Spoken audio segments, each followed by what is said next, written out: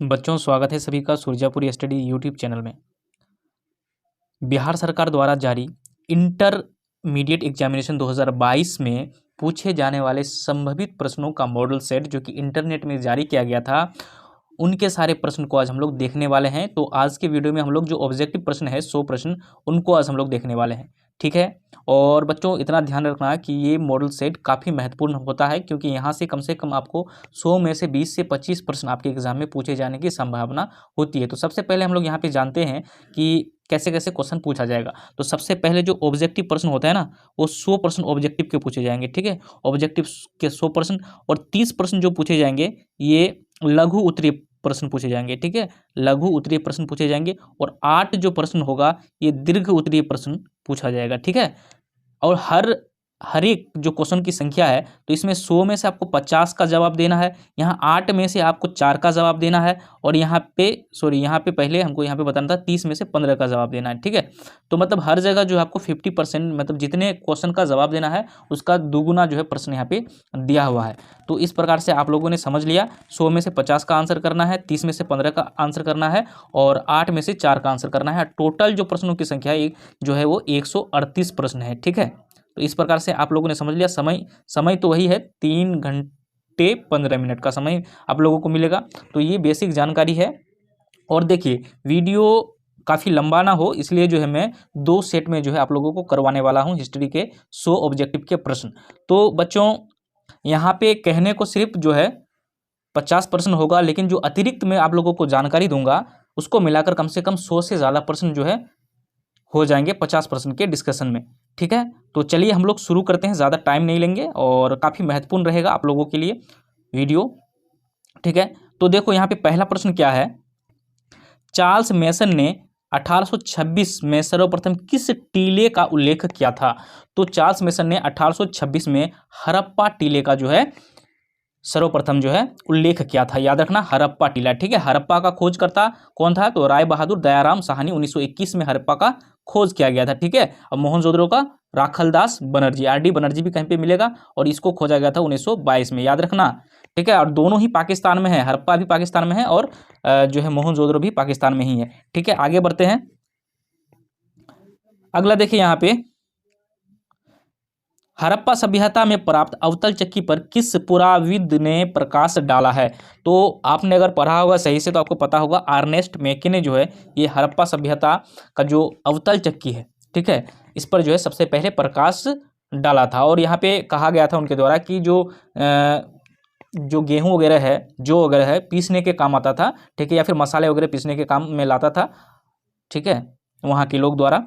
अगला है, राय बहादुर दयाराम साहनी ने कहाँ उत्खनन करवाया? देखो यहाँ पे क्वेश्चन थोड़ा सा पूछने का जो है भाषा यहाँ पे चेंज कर दिया गया है कि राय बहादुर दयाराम साहनी ने कहाँ उत्खनन करवाया। उत्खनन का मतलब होता है खोज से। तो किसका खोज किया था, किस स्थान का खोज किया था? तो यहाँ पे हड़प्पा का खोज किया था राय बहादुर दयाराम साहनी 1921 में। ठीक है, 1921 में जो है हड़प्पा का खोज हुआ था, क्योंकि पहला शहर हड़प्पा था, इसलिए हड़प्पा सभ्यता के नाम से हम लोग जानते हैं। ठीक है, और सिंधु नदी के किनारे अधिकतर स्थल बसे हुए थे, जो स्थान खोजे गए थे, इसलिए सिंधु घाटी सभ्यता भी इसका नाम पड़ा है। ठीक है, आगे अगला क्वेश्चन देखो, सिंधु सभ्यता में गोदीबाड़ा कहाँ पे मिला है? गोदीबाड़ा का मतलब होता है पत्तन। पत्तन का मतलब अभी हम लोग क्या बोलते हैं? बंदरगाह। ठीक है, बंदरगाह। तो बंदरगाह कहाँ पे मिला है? तो लोथल में मिला है। याद रखना, लोथल, ऑप्शन नंबर डी जो है यहाँ सही होगा, लोथल में मिला है। और लोथल कहाँ पे पड़ता है? तो बच्चों याद रखना, गुजरात। देखो कभी कभी पूछ लिया जाता है जो है किस राज्य में जो है लोथल है। ठीक है, तो गुजरात, भारत के गुजरात राज्य में लोथल है, और ये जो है सिंधु घाटी सभ्यता का जो है उत्कृष्ट जो है बंदरगाह था। ठीक है, यहीं से सारे व्यापार वगैरह होते थे, जो कि मेसोपोटामिया की सभ्यता से व्यापार हुआ करता था उस समय। ठीक है, अब देखो यहीं पे देखो नेक्स्ट में ही पूछ लिया है कि लोथल कहाँ पे स्थित है? तो लोथल गुजरात राज्य में स्थित है। याद रखना, लोथल कहाँ पे है? गुजरात में है। वैसे बंगाल में तो कोई सिंधु घाटी सभ्यता का कोई स्थल है ही नहीं। रोपर जो है, रोपर ये जो है सतलज नदी के किनारे पंजाब में है। राजस्थान कालीबंगा जो जगह है वो राजस्थान में है। ठीक है, आगे देखो, हड़प्पा सभ्यता में सिंधु नदी के किनारे कौन स्थित है? तो सिंधु नदी के किनारे है मोहनजोदड़ो। ऑप्शन नंबर ए यहाँ पे सही हो जाएगा। मोहनजोदड़ो जो है सिंधु नदी के किनारे अवस्थित है। ठीक है, अगर रोपर की बात करें, रोपर जो है ना सतलज नदी के किनारे है, और अगर हम लोथल की बात करें तो भोगवा नदी के किनारे है। ठीक है, इतना ज़्यादा मैं बताऊंगा तो वीडियो ज़्यादा लंबा हो जाएगा। ठीक है, कालीबंगा जो कि कहाँ पे है? ये है राजस्थान में, घग्घर नदी के किनारे।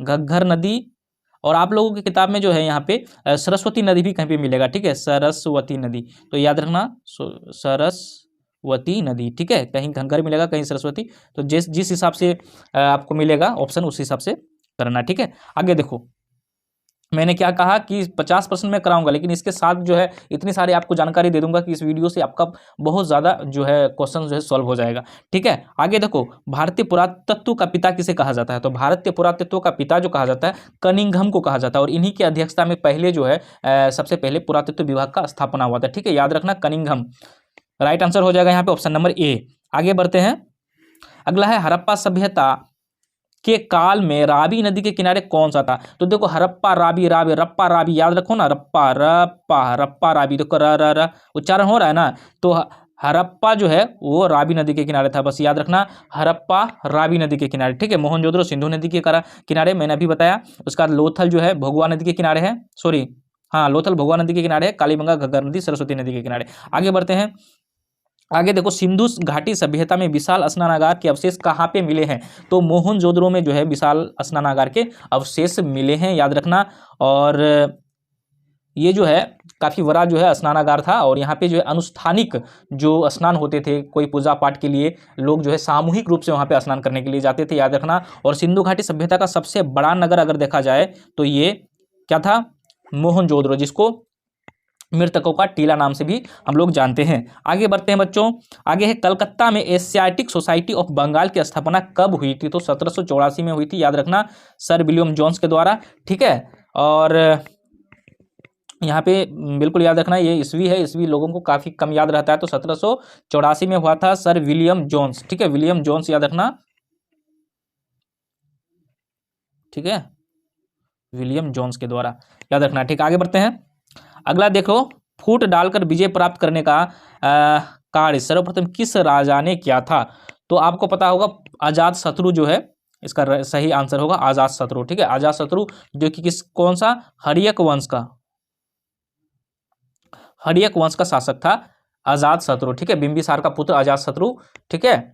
और इन्हीं के समय में प्रथम बौद्ध संगति का आयोजन हुआ था, बौद्ध संगति का कहाँ पे, राजगीर में, ठीक है, राजगीर उस समय राजगृह नाम था, ठीक, तो याद रखना, ठीक। आगे बढ़ते हैं, अगला देख लो, सर्वप्रथम हुनों को परास्त करने का श्रेय किस शासक को जाता है, तो देखो स्कंद गुप्त जो है, जो कि गुप्त वंश के शासक हैं, स्कंद गुप्त के समय में ही जो है हुनों का आक्रमण शुरू हो गया था, और हुनों को परास्त करने का श्रेय जो जाता है वो स्कंद गुप्त को ही जाता है। कुमार गुप्त का पुत्र, आपको पता होगा कुमार गुप्त जो था, कुमार गुप्त नालंदा विश्वविद्यालय के संस्थापक थे, मतलब स्थापना किया था कुमार गुप्त, ठीक है, तो इस बात को भी याद रखना, ये भी क्वेश्चन अपने आप में इंपॉर्टेंट है। नालंदा विश्वविद्यालय का जो है को बनवाया था किसने, तो कुमार गुप्त ने, ये भी आपको याद रखना है। समुद्रगुप्त को आपको पता ही होगा, प्रयाग प्रशस्ति लेख, प्रयाग प्रशस्ति, ठीक है, प्रशस्ति अब जैसे ही हो, ठीक है, प्रयाग प्रशस्ति का संबंध जो है समुद्रगुप्त से, ठीक है, इसका कवि था हरिसेन, ये भी याद रखना। आगे बढ़ते हैं, किस शिलालेख में अशोक द्वारा कलिंग विजय का पता चलता है, तो आपको पता ही होगा टोटल जो है शिलालेखों की संख्या कितनी थी, तो 14 थी, उसमें से 13वें शिलालेख में जो है कलिंग विजय के बारे में पता चलता है, ठीक है, कलिंग विजय के बारे में, साथ ही जो है अन्य जो पड़ोसी राज्य था उनके बारे में भी जानकारी मिलता है, ठीक है। और यही कलिंग युद्ध के बाद से ही जो है ना अशोक ने जो है युद्ध के जगह धम्म की घोषणा की थी, ठीक है, क्योंकि विशाल नरसंहार को देखते हुए उनका हृदय परिवर्तन हो गया था, तो यहाँ पे हृदय परिवर्तन की भी बात कही गई है, ठीक है। आगे देखते हैं, कौटिल्य द्वारा लिखित ग्रंथ का नाम है क्या है, तो सबसे पहले कौटिल्य को जानो, ठीक है। कौटिल्य का जो और दो नाम है, एक तो नाम है चाणक्य जो कि सबसे ज्यादा प्रसिद्ध है, चाणक्य, ठीक है, चाणक्य, दूसरा है विष्णुगुप्त, तो ये तीनों व्यक्ति, कहीं आपको जो है तीनों व्यक्ति नहीं, ये तीनों नाम एक ही व्यक्ति का है, कौटिल्य, चाणक्य, विष्णुगुप्त, और इनके द्वारा लिखा गया पुस्तक था अर्थशास्त्र, ठीक है, अर्थशास्त्र, जो कि यहाँ पे चंद्रगुप्त मौर्य का ये क्या था, मंत्री था, प्रधानमंत्री था, जो कहो, ठीक है। और इन्हीं की सहायता से जो है मगध की गद्दी उनको मिला था, किसको, चंद्रगुप्त मौर्य को, ठीक है, मौर्य, ठीक है, चंद्रगुप्त मौर्य, याद रखना। आगे बढ़ते हैं, अगला क्वेश्चन है कि निम्नलिखित में से मेगास्थनीज द्वारा लिखित पुस्तक कौन सी है, तो मेगास्थनीज जो था ये यूनान का जो है यात्री था, इन्होंने जो है इंडिका नामक पुस्तक लिखा था, ठीक है, इंडिका। और ये जो है चंद्रगुप्त मौर्य के दरबार में आए थे, ठीक है, राजदूत था ये, सेल्यूकस निकेटर का राजदूत था, याद रखना। और ये आया था चंद्रगुप्त मौर्य के दरबार में, और इन्होंने लिखा था इंडिका नामक पुस्तक, ठीक है। अर्थशास्त्र के लेखक मैंने आपको बता दिया कौन था, चाणक्य था। और मेघदूत जो है ये कालिदास, ठीक है, कालिदास को कौन नहीं जानता, ठीक है, कालिदास जो कि चंद्रगुप्त विक्रमादित्य के दरबार में रहते थे, कालिदास, इन्होंने लिखा था मेघदूत। आगे बढ़ते, अभिज्ञान शकुंतलम के लेखक कौन है? अभिज्ञान शकुंतलम के लेखक हैं कालिदास। वैसे कालिदास जो है बहुत सारे किताबें लिखी हैं, तो उनमें से अभिज्ञान शकुंतलम भी जो है कालिदास ने लिखा था, ठीक है। चंद्रगुप्त द्वितीय के दरबार में ये रहते थे, 9 रत्नों में से एक थे, ठीक है। वानभट्ट लिखा है हर्ष चरित्र, क्योंकि हर्ष के दरबार में रहते थे, हर्ष चरित्र, ये याद रखना। देखो अतिरिक्त जानकारी मैं दे रहा हूँ, कौटिल्य के बारे में मैंने बता दिया, जो लिखा है अर्थशास्त्र, ठीक है। अश्वघोष जो लिखा है बुद्ध चरित्र किताब लिखा है इन्होंने, ठीक है, बुद्ध चरित्र, बौद्ध धर्म पे आधारित है बुद्ध चरित्र, तो अश्वघोष, ठीक है। तो ये अतिरिक्त जानकारी आप सभी के लिए बहुत महत्वपूर्ण है। मैंने आप लोगों को कहा कि ये 100 क्वेश्चन का डिस्कशन मैं करवाऊंगा, इसमें से 25 से 30 क्वेश्चन आने की संभावना आप लोगों के एग्जाम में है, तो आप लोग समझ ही सकते हैं कि कितना महत्वपूर्ण वीडियो होगा। आगे देखो, प्रयाग प्रशस्ति, अभी मैंने आप लोगों को बताया कि प्रयाग प्रशस्ति का संबंध किस गुप्त शासक से है, तो समुद्रगुप्त इसका राइट आंसर हो जाएगा, ऑप्शन नंबर बी, समुद्रगुप्त। और इसको लिखा कौन था, तो हरिसेन, क्योंकि समुद्रगुप्त का कवि था हरिसेन, याद रखना हरिसेन, ठीक है। आगे बढ़ते हैं, अगला देखो, अर्थशास्त्र एवं इंडिका किस राजवंश की जानकारी मिलती है, तो अर्थशास्त्र एवं इंडिका से जो है ये मौर्य वंश की जानकारी मिलती है, याद रखना मौर्य, ठीक है, क्योंकि मौर्य के काल में दोनों ही जो लेखक थे उपस्थित थे, ठीक है, क्योंकि चाणक्य ही लिखा है अर्थशास्त्र को, और इंडिका को लिखा है मेगास्थनीज, और मेगास्थनीज यूनान से आया था, किसके दरबार में, चंद्रगुप्त मौर्य के दरबार में। और खैर चाणक्य तो चंद्रगुप्त मौर्य का प्रधानमंत्री था ही, तो बस ये याद रखना। आगे बढ़ते हैं, उपनिषदों की संख्या कितनी है? अगर आप हिंदू धर्म से हैं तो आपको ये बिना पढ़े भी आपको कम से कम माता पिता द्वारा ये ज्ञान दिया जाता है कि उपनिषदों की संख्या कितनी होती है, तो 108 होती है, याद रखना। वेदों की संख्या कितनी होती है, 4। वेदांगों की संख्या कितनी होती है, 6, ठीक है। पुराण की संख्या कितनी होती है, 18। तो ये सारी जानकारी जो है आपको रखना चाहिए, सिर्फ एग्जाम पास करने के लिए नहीं, तो कम से कम खुद अपने जो है धर्म के बारे में जानकारी के लिए, ठीक है। आगे बढ़ते हैं, फाहियान किसके शासनकाल में भारत आया? तो फाहियान जो आया था ये चंद्रगुप्त विक्रमादित्य, ठीक है। कहीं कहीं आपको चंद्रगुप्त विक्रमादित्य मिलेगा, कहीं कहीं क्या मिलेगा, चंद्रगुप्त द्वितीय भी मिलेगा, ठीक है। इसमें आपको कंफ्यूज नहीं होना है, चंद्रगुप्त द्वितीय भी मिलेगा और चंद्रगुप्त विक्रमादित्य भी मिलेगा। तो फाहियान आया था चंद्रगुप्त द्वितीय के शासनकाल में। एक क्वेश्चन यहाँ पे एक और पूछा जाता है इस प्रकार से कि भारत आने वाला प्रथम चीनी विदेशी यात्री कौन था, तो फाहियान था, ठीक है, याद रखना फाहियान। इस प्रकार से क्वेश्चन आएगा तो फाहियान राइट आंसर हो जाएगा, ठीक है।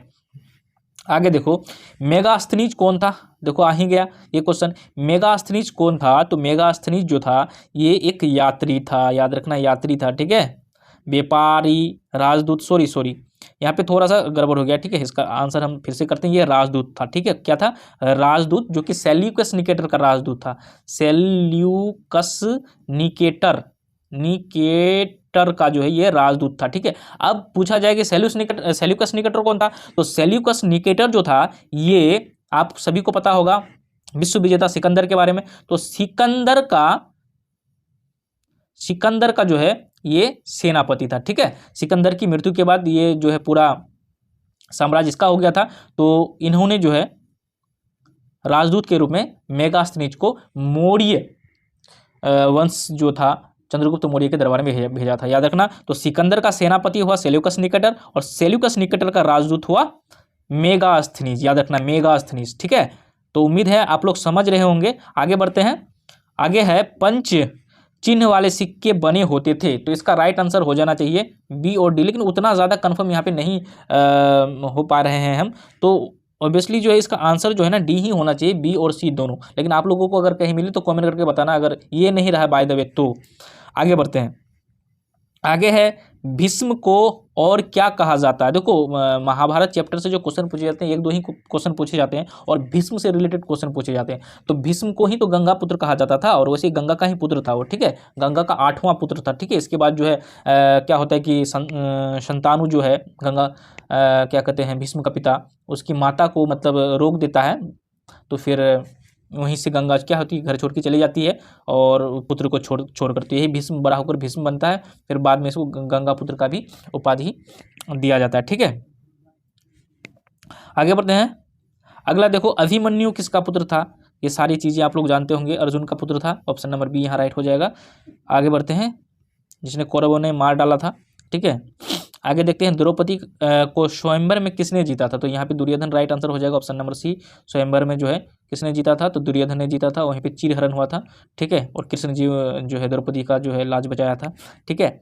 यहाँ पे अमानवीय कुछ व्यवहार हो गया था, जिसके कारण इतना बड़ा जो है हर्जाना भुगतना पड़ा कौरवों को। तो देखिए कौरवों की संख्या कितनी थी, यहाँ पे पूछा गया है कि कौरवों की संख्या कितनी थी, तो बोलते हैं ना 100 भाई थे वो लोग, तो 100 यहाँ पे राइट आंसर हो जाएगा, ठीक है। आगे बढ़ते हैं, महाभारत की रचना किस भाषा में हुई। तो उस समय जो है संस्कृत भाषा काफ़ी प्रचलित था, ठीक है। सबसे प्राचीन भाषा अगर देखा जाए तो संस्कृत भाषा, ऑप्शन नंबर ए यहाँ पे राइट आंसर हो जाएगा। महाभारत, देखो महाभारत जो है ना सबसे बड़ा महाकाव्य अगर पूछेगा, महाकाव्य, ठीक है, सबसे बड़ा महाकाव्य अगर पूछे तो महाभारत हो जाएगा, ठीक है। या इस बात को याद रखना, 2 महाकाव्य है, महाभारत है और रामायण है हिंदुओं का, ठीक है, रामायण। तो सबसे बड़ा अगर पूछा जाए तो ये महाभारत हो जाता है, ठीक है। 18 दिन तक युद्ध चला था, हाँ। और यहाँ पे महाभारत के अंदर 18 पर्व हैं, जैसे पाठ होता है ना, पाठ हम लोग पाठ बोलते हो, तो यहाँ पे जब 18 पाठ है और पाठ को ही पर्व कहा जाता है महाभारत की भाषा में, ठीक है, याद रखना। जैसे रामायण में क्या होता था, पाठ होता था, इसको कांड बोलते थे, ठीक है, सुंदर कांड हो गया, किष्किंधा कांड हो गया, तो इस प्रकार से महाभारत में पर्व बोला जाता है। तो इसको भी याद रखना, अतिरिक्त जानकारी है और आप लोगों के लिए बहुत महत्वपूर्ण है, ठीक है। ऋग्वेदिक लोग किसकी पूजा करते थे। देखो ऋग्वेदिक लोग, यहाँ पे देखो वैदिक काल को 2 भागों में बांटा गया है, तो आपको पता है एक तो ऋग्वेदिक काल था, दूसरा था उत्तर वैदिक काल, ठीक है ना। उत्तर वैदिक काल, सॉरी यहाँ पे उत्तर वैदिक काल ना, हाँ उत्तर वैदिक काल। तो देखो ऋग्वेदिक काल के जो लोग थे वो पूजा करते थे प्रकृति की, ठीक है। प्रकृति का मतलब यहाँ पे जो प्रकृति है, जैसे वायु की पूजा करते थे, मतलब पवन की पूजा करते थे, आंधी तूफान की पूजा करते थे, तो उसी को देवी मान के धरा की पूजा करते थे। जो प्रकृति से रिलेटेड जो चीज़ें हैं तो उनकी पूजा करते थे, तो ऑप्शन डी यहाँ पे राइट हो जाएगा। लेकिन जब उत्तर वैदिक काल आया तो उत्तर वैदिक काल में क्या हुआ कि उत्तर वैदिक काल में जो है ब्रह्मा विष्णु महेश जो त्रिदेव थे, ठीक है, त्रिदेव जिसको बोलते हैं, ब्रह्मा विष्णु महेश की पूजा होने लगी। तो ये दोनों ही बात आपको याद रखना है। तो ऋग्वेदिक काल में किसकी पूजा होती थी, तो प्रकृति की पूजा होती थी, और फिर उत्तर वैदिक काल में त्रिदेव यानी कि ब्रह्मा विष्णु महेश की पूजा होने लगी। आगे बढ़ते हैं, नाथ मुनि का संबंध किससे है। तो नाथ मुनि, देखो ये कहा जाता है कि नाथ मुनि जो है वैष्णव संप्रदाय का जो है पहला जो है गुरु था, या फिर पहला जो है मतलब संस्थापक कहो, ठीक है। तो वैष्णव धर्म यहाँ पे राइट आंसर हो जाएगा, ठीक है। नाथ मुनि जो है पहला संत था वैष्णव धर्म का, ये बात आप लोग याद रखना, ठीक है। इसके जो शिष्य थे यमुनाचार्य इसके शिष्य थे, ठीक है, नाथ मुनि के। आगे बढ़ते हैं, सूत पीटक किस धर्म से संबंधित है। तो सूत पीटक, देखो सूत पीटक, विनय पीटक और अभिधम्म पीटक। विनय पीटक समझ लेना, उसके बाद है अभिधम्म पीटक, अभिधम्म पीटक, पीस करके छोड़ देते हैं। तो ये जो है सूत पीटक, विनय पीटक और अभिधम्म पीटक, ये 3 पीटक है, 3 पीटक ग्रंथ है जिसको त्रिपीटक कहा जाता है, त्रिपीटक कहा जाता है, जो कि बौद्ध धर्म का बहुत ही महत्वपूर्ण क्या है, धार्मिक ग्रंथ है, ठीक है। तो किस धर्म से संबंधित होगा सूत पीटक, तो सूत पीटक होगा बौद्ध धर्म से। तो ऑप्शन नंबर जो है ए यहाँ पे राइट आंसर हो जाएगा। आगे बढ़ते हैं, आज 50 क्वेश्चन ही करेंगे हम लोग, फिर नेक्स्ट पार्ट में करेंगे। महात्मा बुद्ध का बचपन का नाम क्या था। तो सिद्धार्थ जो था महात्मा बुद्ध का बचपन का नाम है, ऑप्शन नंबर बी यहाँ पे सही आंसर हो जाएगा, ठीक है। कपिलवस्तु जो में इनका जन्म हुआ था लुम्बिनी में, जो कि नेपाल की तराई में पड़ता है, ठीक है। आगे बढ़ते हैं, आगे है प्रथम बौद्ध संगति किसके शासनकाल में हुई थी। देखो कुल मिलाकर 4 जो है बौद्ध संगति का आयोजन हुआ था। तो पहला तो यहाँ पे जिस प्रकार से ऑप्शन दिया गया है सेम टू सेम ऐसे ही जो है बौद्ध संगति का आयोजन हुआ था शासक को अगर हम लोग देखें तो पहला तो हुआ था अजातशत्रु के काल में, ठीक है, पहला हुआ था अजातशत्रु के काल में, दूसरा हुआ था, ठीक है, दूसरा हुआ था कालाशोक के काल में, ठीक है, तीसरा हुआ था अशोक के काल में और चौथा हुआ था कनिष्क के काल में। तो ये ऑप्शन जैसे सेट किया है सेम टू सेम वैसे ही, ठीक है। तो पहला बौद्ध संगति कब हुआ था, तो 483 ईसा पूर्व हुआ था, याद रखना। और 483 ईसा पूर्व ही जो है गौतम बुद्ध की मृत्यु हुई थी, यानी कि जिस साल गौतम बुद्ध की मृत्यु हुई थी उसी साल जो है अजातशत्रु जो ने जो है राजगृह जो कि अभी राजगीर है, राजगृह में जो है प्रथम बौद्ध संगति का आयोजन किया था, ठीक है। आगे और नेक्स्ट आएगा तो हम लोग डिस्कस करेंगे, नहीं तो लंबा हो जाएगा सारा अगर हम दिखने लगे तो, ठीक है। आगे बढ़ते हैं, अगला देखो, महावीर ने पार्श्वनाथ के सिद्धांत में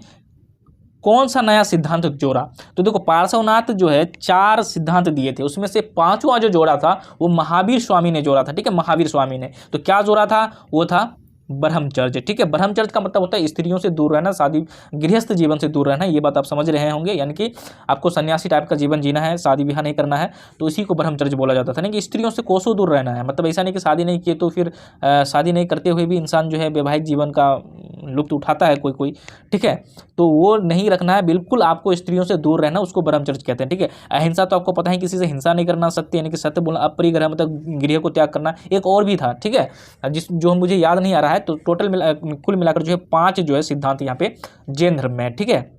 आगे बढ़ते हैं, आगे देखो, प्राचीन धर्म की शुरुआत किस शासक ने की थी। अभी हमने कहा आपको कि जो 13वां शिलालेख है, 13वें अशोक का 13वें शिलालेख में जो है उन्होंने क्या किया है कि कलिंग विजय का जो है वर्णन क्या है, कलिंग युद्ध का वर्णन क्या है, और इस वर्णन में उन्होंने कहा है कि जो नरसंहार हुआ था, युद्ध में लोग मार ही गए थे, लगभग 1.5 लाख से भी ज़्यादा लोग मारे गए थे, कुछ 1-1.5 लाख लोगों को बंदी बनाया गया था। तो इतने लोग का नरसंहार देखने के बाद अशोक का हृदय परिवर्तन हो जाता है और युद्ध के जगह पे वे जो है धम्म की शुरुआत करते हैं, ठीक है। तो अशोक जो है यहाँ पे राइट आंसर हो जाएगा। बाद में अशोक इसलिए महान हो जाता है, ठीक है, महान चक्रवर्ती सम्राट अशोक, क्योंकि बाद में जो है ये इतने धार्मिक हो जाते हैं कि अपने पुत्र तक को भी जो है ना सत्ता के मुँह में पड़ने नहीं देते हैं। बाकी आपको पता होगा कि इनका पुत्र जो है महेंद्र और जो पुत्री है संघमित्रा, दोनों को जो है ये भेज देते हैं श्रीलंका, ठीक है। कहाँ पे भेजते हैं, श्रीलंका भेजते हैं बौद्ध धर्म के प्रचार के लिए, ठीक है। तो याद रखना कि धम्म की शुरुआत जो हुई थी किसके द्वारा की गई थी, तो अशोक के द्वारा की गई थी, याद रखना। मौर्य वंश का 3रा शासक है अशोक, ठीक है। आगे बढ़ते हैं बुद्ध चरित्र की रचना किसने की थी। तो अभी मैंने आप लोगों को पहले भी बताया कि बुद्ध चरित्र के रचनाकार जो थे वो अश्वघोष थे, ठीक है, अश्वघोष। अगला क्वेश्चन देखिए, हाँ तो बच्चे अगला क्वेश्चन देखिए कि प्रथम जैन संगति कहाँ पे हुई। तो याद रखिएगा कि कुल अगर देखा जाए तो 2 जैन संगति हुई थी, ठीक है, कुल मिलाकर 2 जैन संगति का आयोजन हुआ था। तो पहला जो हुआ था ये पाटलिपुत्र में हुआ था, याद रखना Pataliputra, option number B right answer हो जाएगा। कब हुआ था, तो 300 ईसा पूर्व, ठीक है, 300 ईसा पूर्व हुआ था, ठीक है, 300 ईसा पूर्व। किसकी अध्यक्षता में हुआ था, तो स्थूलभद्र, याद रखना स्थूलभद्र, ये एक्स्ट्रा जानकारी है, ठीक है, स्थूलभद्र की अध्यक्षता में जो है 300 ईसा पूर्व पाटलिपुत्र में हुआ था प्रथम जैन संगीति का आयोजन। दूसरा कहाँ पे हुआ था, तो 6ठी शताब्दी में, याद रखना 6ठी शताब्दी में, 6ठी शताब्दी में, ठीक है, 6ठी शताब्दी में कहाँ पे हुआ था, तो गुजरात में हुआ था, वल्लभी,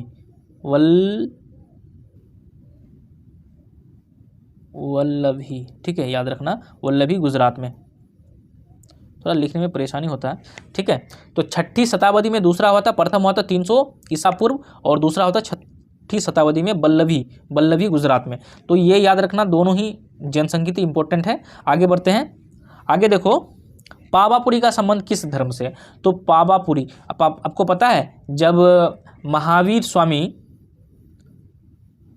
स्वामी जी मरे थे तब पूरी का भोज हुआ था, ठीक है। यानी कि समझो कि महावीर जो थे ये 24वें तीर्थंकर थे, ठीक है, 24वें तीर्थंकर थे जैन धर्म के। तो कौन किससे संबंधित होगा, पावापुरी, तो जैन धर्म से संबंधित होगा, ठीक है। देखियो जैन धर्म के जो 24वें तीर्थंकर थे महावीर स्वामी, इनका जो निधन हुआ था ये पावापुरी में हुआ था, ठीक है, पावापुरी, तो जैन धर्म से संबंधित होगा, ठीक है, ऑप्शन नंबर बी राइट हो गया। आगे देखते हैं कादम्बरी के लेखक कौन थे। तो कादम्बरी के लेखक थे वानभट्ट, ठीक है, कौन थे? वान भट्ट, जो कि हर्षचरित्र का जो है राज्य कवि था। याद रखना, हर्षचरित्र बोल रहे हैं, हर्षवर्धन का, पुष्यभूति वंश का जो शासक था हर्षवर्धन का जो है यह राज्य कवि था वान भट्ट, और इन्होंने कादम्बरी पुस्तक के लेखक कहे जाते हैं। ठीक है, और याद रखना जो कुंभ मेला लगता है, कुंभ मेला आपको पता होगा प्रत्येक 4 साल में लगता है कुंभ मेला। तो कुंभ मेले के आयोजन जो है ये हर्षवर्धन ने शुरू किया था। याद रखना, प्रयाग आपको पता है इलाहाबाद में है, और इलाहाबाद का नाम भी बदलकर अभी प्रयाग कर दिया गया है। ठीक है, तो बच्चों अगला क्वेश्चन देखते हैं, वासवन्ना किस आंदोलन को शुरू किए थे? तो देखो ये थोड़ा सा डाउटफुल क्वेश्चन है। डाउटफुल इसलिए है क्योंकि यहाँ पे अगर हम ऑप्शन देखें तो वीर शैव लिंगायत, तो लिंगायत जो संप्रदाय था इनको जो है शुरू किया था वासव और चन्ना वासव ने। ठीक है, चन्ना वासव, पर यहाँ पे नाम कुछ अलग दिया हुआ है, वासव तो दिया हुआ है, वासव अन्ना कर दिया है। ठीक है, वासव अन्ना कर दिया है, तो थोड़ा सा डाउटफुल है क्वेश्चन। तो आंसर जो है अगर आप लोगों को पता होगा तो कमेंट करना। ऐसे मेरे अनुसार तो ऑप्शन नंबर डी ही होना चाहिए, वीर शैव लिंगायत। ठीक है, ऑप्शन नंबर डी ही होना चाहिए। ठीक, आगे बढ़ते हैं, अगला क्वेश्चन देखो, आईने अकबरी कितने भागों में विभक्त है? तो आईने अकबरी 5 भागों में विभक्त है। सबसे पहले हम लोग जानते हैं, थोड़ा सा समझने का कोशिश करते हैं। सबसे पहले जो है अबुल फजल के द्वारा अकबरनामा लिखा गया था, अकबरनामा। ठीक है, तो अकबरनामा का 3 खंड है। ठीक है, प्रथम, ठीक है, द्वितीय और तृतीय खंड। ठीक है, और तृतीय खंड को ही जो है हम लोग आईने अकबरी कहते हैं। ठीक है, आईन ए अकबरी, तीसरा खंड को ही आईने अकबरी कहते हैं, और आईने अकबरी को भी जो है 5 भागों में बांटा गया है। ठीक है, तो इस प्रकार से याद रखना, सबसे पहले अकबरनामा है। ठीक है, अकबरनामा का 3 खंड है, जिसमें तीसरा खंड को आईने अकबरी कहते हैं, और आईने अकबरी को भी 5 खंडों में विभाजित किया गया है। ठीक है, और अबुल फजल जो है ये आईने अकबरी या फिर अकबरनामा के लेखक हैं, ये बात आप लोग याद रखना।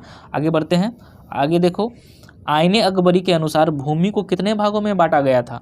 तो आईने अकबरी के अनुसार भूमि को 4 भागों में बांटा गया था। ठीक है, 4 भाग, ऑप्शन नंबर बी यहाँ पे राइट आंसर होगा। देखो, पहला था पोलज, फिर था परती, उसके बाद था चांचर, उसके बाद था बंजर, उसका जोड़ो बंजर। ठीक है, तो याद रखना, पोलज, परती, चांचर, बंजर, ये 4 भागों में बांटा गया था। ठीक, आगे बढ़ते हैं, ज़्यादा डिस्कशन देंगे तो वीडियो ज़्यादा लंबा हो जाएगा। टोडरमल अकबर के दरबार में क्या था? मतलब टोडरमल जो था ना, ये अकबर का वित्त मंत्री था, बस इतना याद रखना। ठीक है, आगे बढ़ते हैं, आईने अकबरी में किसके शासनकाल का वर्णन मिलता है? तो किसके शासन का वर्णन मिलता है? तो अकबर के शासन का वर्णन मिलता है, या नाम से भी पकड़ सकते हो, आईने अकबरी। ठीक है, अबुल फजल के द्वारा लिखा गया था। आगे देखते हैं, कुतुब मीनार कहाँ स्थित है? तो दिल्ली में। कभी दिल्ली गए हैं आप लोग? दिल्ली गए हैं तो वहाँ पे देखिएगा क्या है, कुतुब मीनार। ठीक है, एक मेट्रो स्टेशन भी कुतुब मीनार नाम से है, याद रखना। ठीक है, किसको बनाया, इसको बनाया था कौन? तो कुतुबुद्दीन ऐबक, कुतुबुद्दीन लिख रहे हैं, कुतुबुद्दीन ऐबक ने। ठीक है, ऐबक ने इसको पूरा बनवाया नहीं था, मतलब बनवाना स्टार्ट किया था, मतलब नींव डाला था, उसके बाद इसकी मृत्यु हो गई थी। फिर इसका दामाद जो है इल्तुतमिश,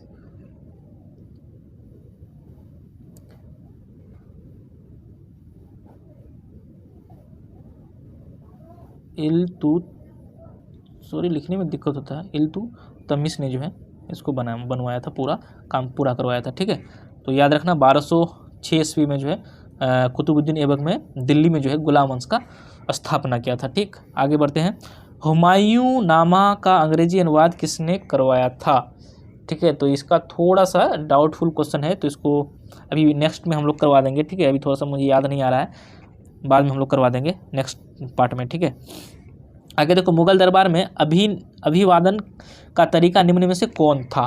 तो कॉर्निश भी था, सिजदा भी था, पाइबोस भी था। तो यहाँ पे ऑप्शन क्या हो जाएगा? ऑप्शन नंबर डी हो जाएगा। ये सभी कॉर्निश, सिजदा, पाइबोस, ये तीनों ही प्रथा जो है मुगल काल में या फिर मुगल दरबार में प्रचलित था। ठीक है, आगे देखो, अकबर ने दीन ए इलाही कब शुरू किया था? तो दीन ए इलाही जो शुरू किया था ये 1581 में शुरू किया था। याद रखना, दीन ए इलाही अकबर कब शुरू किया था? 1581 में। और दीन ए इलाही धर्म को मानने वाला एकमात्र हिंदू कौन था? तो बीरबल, याद रखना, बीरबल।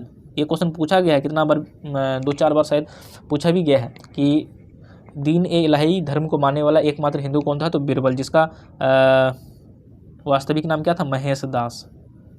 ये भी क्वेश्चन पूछता है बहुत बार। ठीक है, आगे बढ़ते हैं, आंसर हो जाएगा। आगे बढ़ते हैं, मुगल चित्रकला किसके समय में चरमोत्कर्ष पर था? यानी कि सबसे ज़्यादा प्रगति पर। चरमोत्कर्ष का मतलब होता है प्रगति पर। ठीक है, तो किसके शासनकाल में सबसे ज़्यादा प्रगति पर था? तो जहांगीर के काल में। ठीक है, जहांगीर जो है चित्रकला का बहुत ज़्यादा प्रेमी था, कह सकते हो। तो चित्रकला का जो काफ़ी ज़्यादा विकास हुआ था वो जहांगीर के काल में हुआ था।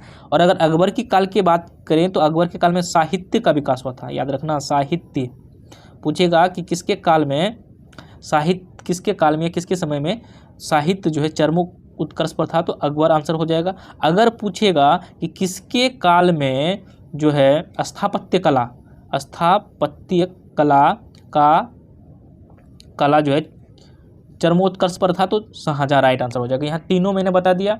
अगर चित्रकला के बारे में पूछे तो जहांगीर, साहित्य के बारे में पूछे तो अकबर, और स्थापत्य कला के बारे में पूछे तो शाहजहां। स्थापत्य का मतलब यहाँ पे हो जाता है जो स्मारक बने हुए हैं, जैसे कि अगर देखा जाए तो दिल्ली का लाल किला, दिल्ली का जामा मस्जिद, आगरा का ताजमहल, ये सारा जो बनाया है शाहजहां बनाया है। तो स्थापत्य की कला जो है उसके समय में काफ़ी ज़्यादा विकास हुआ था, इसलिए इस प्रकार के प्रश्न जो है पूछे जाते हैं। ठीक है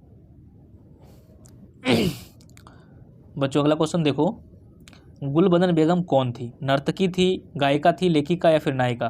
तो गुलबदन बेगम जो है नर्तकी थी। ठीक है, नर्तकी, याद रखना, डांसर जिसको बोलते हैं। तो और गुलबदन बेगम जो है क्या लिखी, कौन सा बुक किताब लिखा था, कौन सा ग्रंथ लिखा था? तो हुमायूं नामा।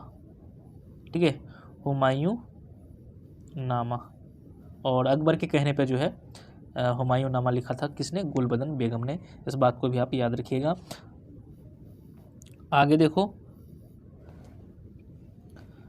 तुजुक-ए जहांगीरी किसने लिखी थी? तो तुजुक-ए जहांगीरी जो है ये खुद जहांगीर ने लिखा था। ठीक है, तो ऑप्शन नंबर सी जो है यहाँ पे राइट आंसर होगा। और मैंने आप लोगों को कहा कि आज मैं 50 क्वेश्चन करूंगा, तो कुल मिलाकर अगर देखा जाए जो भी आप लोगों को जानकारी दिया गया है तो 100 क्वेश्चन से भी ज़्यादा जानकारी आप लोग को इस वीडियो में मिल चुका है। आप लोग इस वीडियो को बार बार रिविज़न करें। उम्मीद है कि 25 से 30 के ऐसे ज़्यादा भी प्रश्न आपको यहीं से मिल जाएंगे। तो